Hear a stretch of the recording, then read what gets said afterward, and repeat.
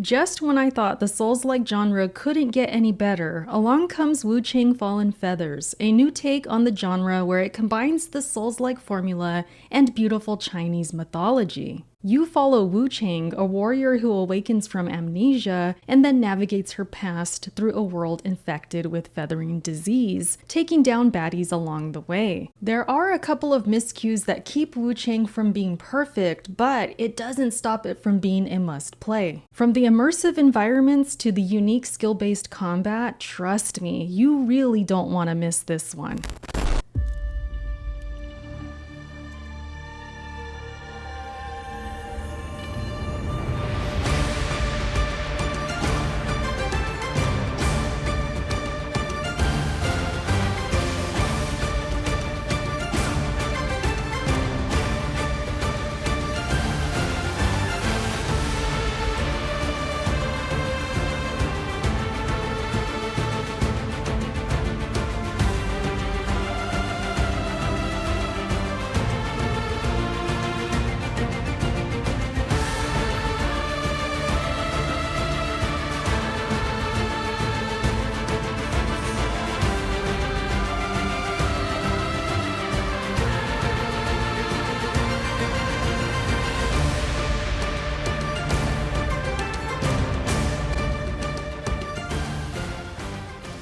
If you are looking for an interconnected world with environmental storytelling and NPC dialogue that drives the world building, you are in the right place with Wuchang because the world design in this game is seriously top-notch. You'll learn about the feathering disease that has spread throughout this huge connected world and then spend a lot of time getting to know it.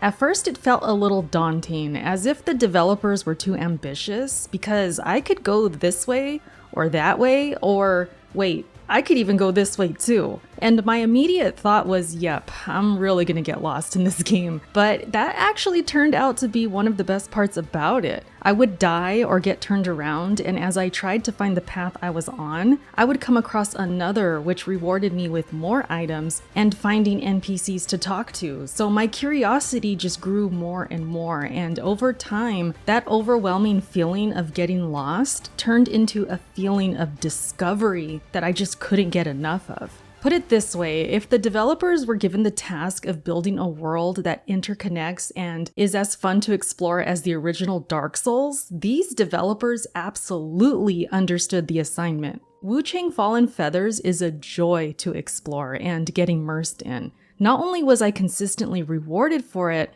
but the world itself is gorgeous to look at too. From beautiful vistas to really dire and infected areas, and everything in between, Wuchang is in the top of the class when it comes to environmental world building and interconnectedness. It's layered vertically by hills, rooftops, and caves with multiple levels, while also connecting horizontally and then bringing the world together. And if that wasn't enough, it nails the Souls-like genre even further with familiar shortcuts, gotcha moments, and doors that can't be opened from this side. Not to mention the sense of dread that kept me on my toes, but not so much that it was painful. There were plenty of moments that had me laughing when I fell into traps, or I just simply made mistakes. The real reason I think it's called Fallen Feathers? You will fall again and again. And if that's not a good Souls-like, I don't know what is.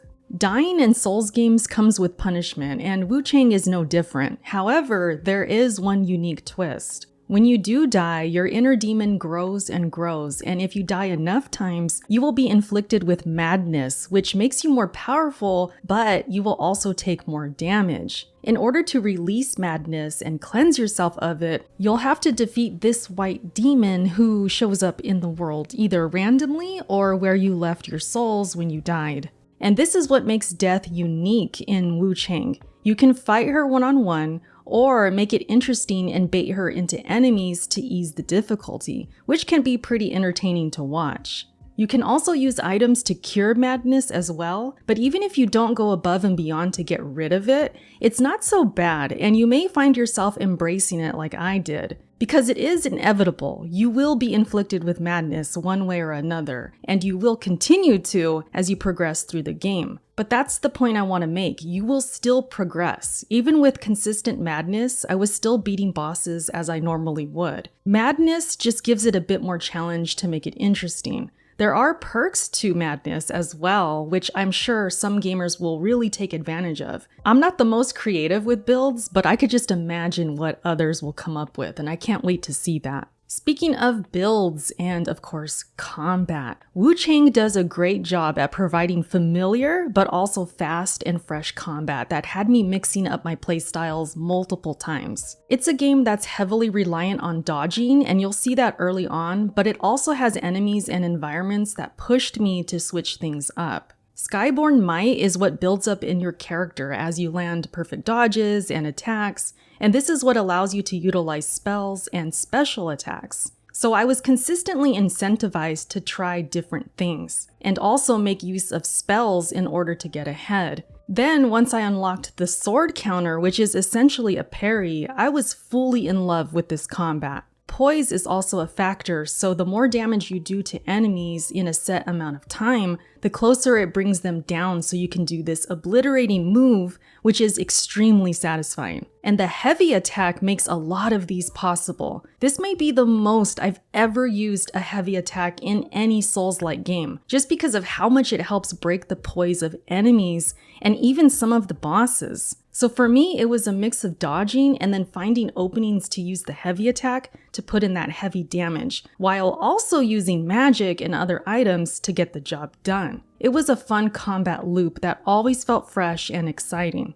The game also provides you with different pieces of armor early on, and they aren't too expensive to buy from the merchants down the road. So I had a full library of armor to choose from by the end of the game, and that was pretty awesome. And a lot of them look really awesome too. Whether you love using magic or you just want to go full strength build and wield an axe, you can do that. And when you feel like switching things up, you can anytime. You can respec your skill tree, switch magic choices and pendants, as well as benedicts, which are extra perks for your character. And you can switch these anytime. So the game gives you a lot of freedom in experimenting different builds, which I appreciate. And of course, once I found a sword I liked, I went forward with it, and that's perfectly fine to do too. You will upgrade your weapon on the skill tree as you go, as well as adding temper to give more unique powers to your weapon. And so I really loved what the devs did with this combat. It's challenging, but nothing felt impossible, and it was really up to me to find a way by utilizing all of these moves and the skill tree and all the different items and abilities that I had. That's a damn good Souls-like if you ask me. When it comes to enemy variety, Wuchang does a great job at diversifying them. Some enemies do repeat, but overall there are plenty of different ones that range from easy pushovers to enemies you can never take lightly. You got your big boys, your little scrawny boys, crazy sexy waifus, mages, infected humanoids, enemies that inflict poison and corruption, and of course, dogs. Annoying dogs. Like I said earlier, the devs understood the assignment. As for the bosses, with the exception of a couple, I felt they were excellent. They had unique designs as well as challenges, and very Souls-like in that regard. Some dealt fire, some dealt lightning or corruption, and some just straight up tested my parry skills. It was a good mix of bosses that never let me get too comfortable and do the same thing every time, and the different circumstances had me approaching bosses in different ways, which I can appreciate, especially in a game like this where we can respec anytime. A lot of them posed significant challenges, and some of them took me hours to beat, but they rarely felt unfair or impossible, except for one, unfortunately, and it was so bad that it earned a spot on my list of negatives for this game, but we'll get into that in a bit. Outside of that, I loved the bosses in Wuchang, and I think you will too.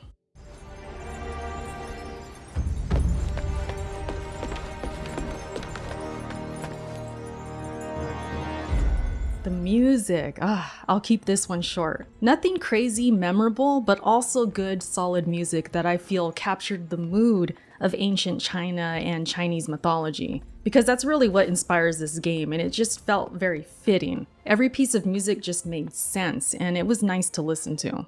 As for the story, I won't say a thing about it, but I will say that in typical Souls fashion, the NPCs are important, and I found that in this game, I actually wanted to hear what they had to say. I visited them regularly to progress the story, or just to see if they had any clues on where I should go next. And that says something, because if you know me, I'm not really the gamer that does that. I just want to beat down enemies most of the time. So for me to go out of my way to find the NPCs really shows I was interested. As for negatives in this game, I had one big one at first, but now it's minor, and that is the frame rates.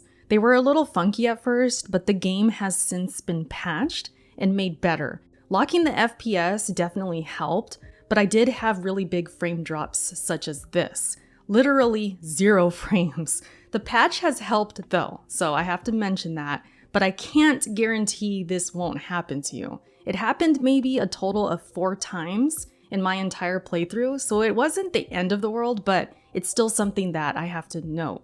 As a nitpick, I think drinking the healing flask is a half second too slow. I think it just needs a little speed up, but as with anything, I just adjusted and then found better times to heal, but I definitely died more than a few times because of the slow drinking flask. As for the main negative I have for this game, it's an unfortunate one, but with time and criticism, I think it can be fixed by the developers. The late game boss that I mentioned earlier really is an unbalanced mess, sadly, that really took a bit of the wind out of my sails.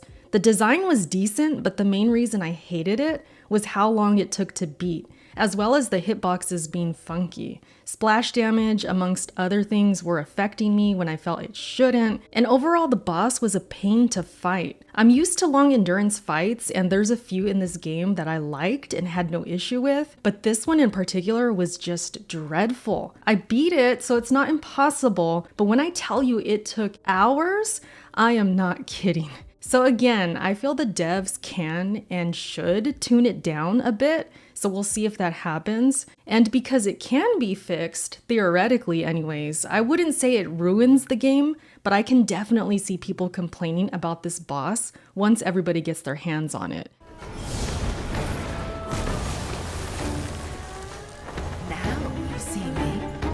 Wuchang, even with its flaws and nitpicks that I have, is a must-play Souls-like that does a lot of great things to move the needle in this ever-growing genre. It's beautiful to look at and play, as well as fun to explore. It's one of the most rewarding and curiosity-building Souls-likes I've ever played, with great combat that had me constantly switching up my gameplay to face the challenges in front of me. The world design is top-notch, and that alone is a big reason I'd recommend this game. But fortunately for all of us, the greatness doesn't stop there. I think Wuchang will go down as a very important love letter to Dark Souls, and an even bigger love letter to Chinese mythology, and that's awesome to see. I recommend everyone play it, especially Souls-like fans. It's only $50 and also day one on Game Pass. So seriously, play this game.